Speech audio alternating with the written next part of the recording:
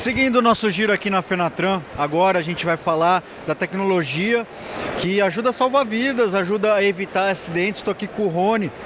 Rony, eu vi ali o pessoal testando aqui umas câmeras que podem ficar fora e dentro da boleia, né?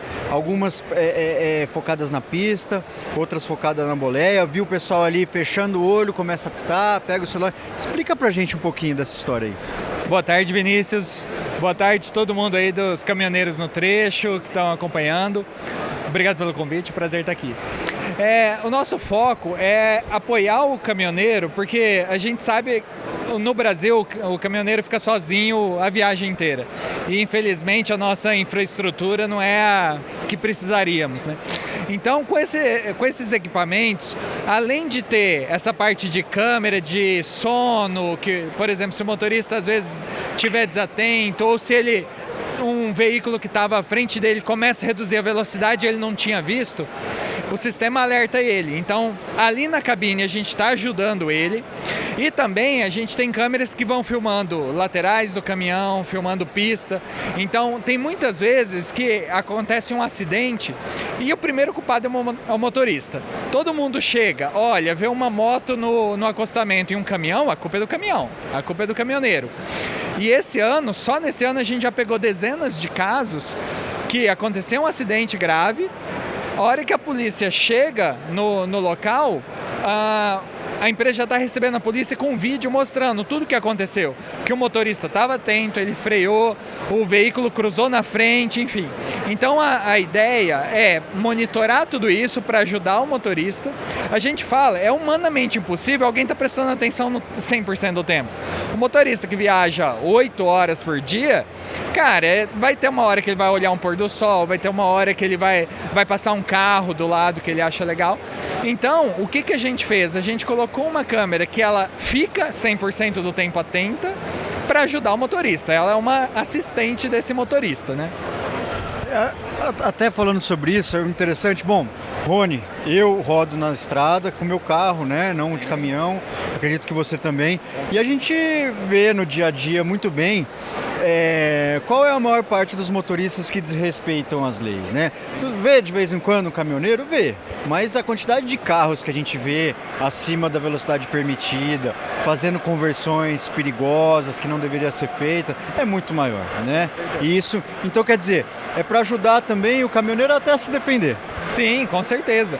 Porque é isso, eu acho que hoje existe um preconceito que foi montado e que o motorista sempre é culpado de tudo. E a gente vem evidenciando isso. E um outro processo também que a gente vem ajudando as empresas é que a gente tem dados de dezenas de milhares de veículos.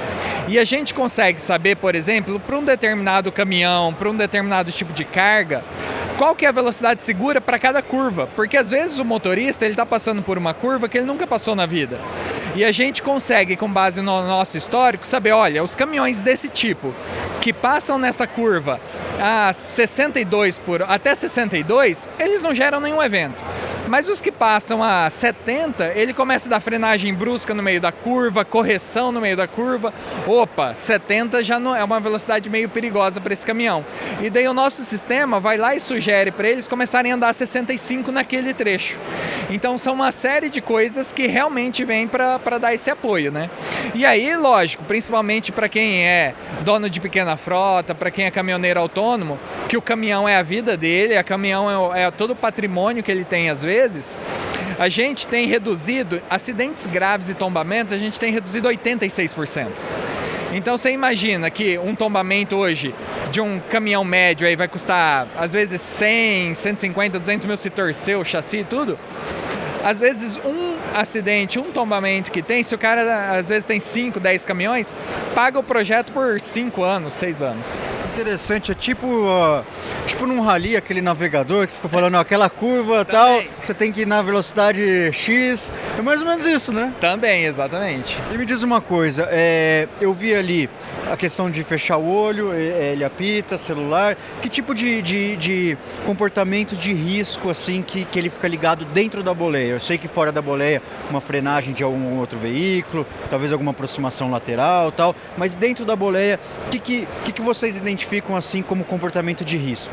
Ó, dentro da cabine a gente tem, olhando para frente, distância perigosa, principalmente assim, sabe aquele momento que tem vários veículos e um começa a reduzir, o outro reduz e quando você vê tá em cima? Isso a gente detecta mais rápido que um olho humano. A parte de permanência em faixa, essas coisas, dentro da cabine. Se o motorista está com sonolência, principalmente sonolência repetida durante uma viagem, a parte de cinto de segurança, uso de celular, que é, infelizmente, eu acho que a pior infração que a gente tem aí nos últimos 3, 5 anos é o uso de celular, e a gente vê o motorista às vezes que já está com sonolência e aí ele tenta pegar o celular para se distrair e acordar, só que daí ele piora ainda a segurança dele próprio, né? Então, aí a gente vai para frenagem brusca, curva brusca, se é uma curva que de repente já forçou o veículo para o lado, arrancada, excesso de velocidade, enfim. E excesso de velocidade, como você comentou ali, igual do rally, né? É um excesso de velocidade por trechos.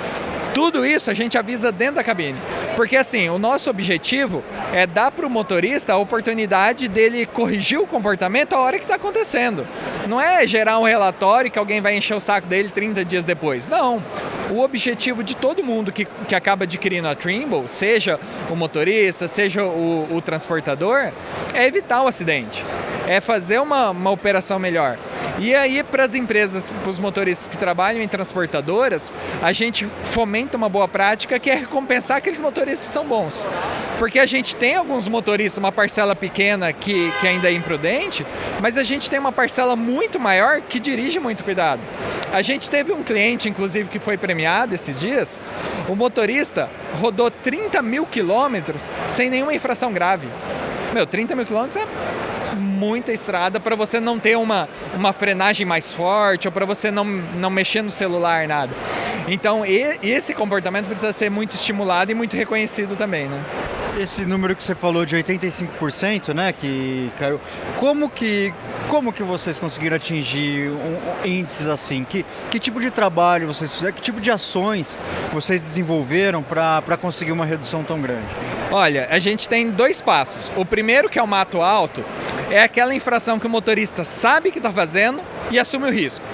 Andar sem cinto, andar excesso de velocidade, andar colado no veículo da frente. Então são comportamentos que ele já tem consciência que ele não deveria, mas ele faz. E assim, todos nós que estamos na estrada em algum momento acaba fazendo. Então é inibir isso. O segundo é aquele comportamento que ele não sabe que é errado, que é... E aí eu vou te dar um exemplo. Uma determinada curva lá teve um caminhão tombado. Se você perguntar para 10 motoristas, os 10 vão falar, isso aí é braço duro. Eu ali, eu tinha feito essa curva, não tinha acontecido nada. Quando a gente pega o vídeo do percurso e mostra para os outros motoristas, amor, mas eu teria feito igual. Então ele não sabia que naquele tipo de curva o caminhão não aguentava. E aí é uma parte de conscientização e educação mesmo, falando, olha, esse tipo de carga que a gente transporta, a gente opera muito em estrada de terra, em estrada vicinal, rodovia vicinal. Nesses trechos, esse tipo de caminhão que a nossa operação tem, você precisa andar desse jeito. A hora que ele entende isso, todo mundo começa a falar, putz, cara, a gente estava fazendo errado. Então são basicamente essas duas coisas, essas duas abordagens. Com isso, como que a gente mediu esses 86%? A gente pega os nossos clientes, quando eles contratam a Trimble, seja em pequenas empresas ou grandes empresas, quantos acidentes eles tinham antes por ano, quantos tombamentos eles tinham por ano e quantos eles passaram a ter depois que eles colocaram a gente. Na média, a gente tem alguns casos de clientes que chegaram a ter, por exemplo, 8 tombamentos por ano. E hoje, considerando a quantidade de infrações que eles têm, a ideia é ter um a cada 20 anos. Então, só esse ganho que ele tem já paga tudo, né? Rony, muito obrigado, viu, pela participação. Agradeço. Eu que agradeço, Vinícius. Um prazer. Muito obrigado, pessoal.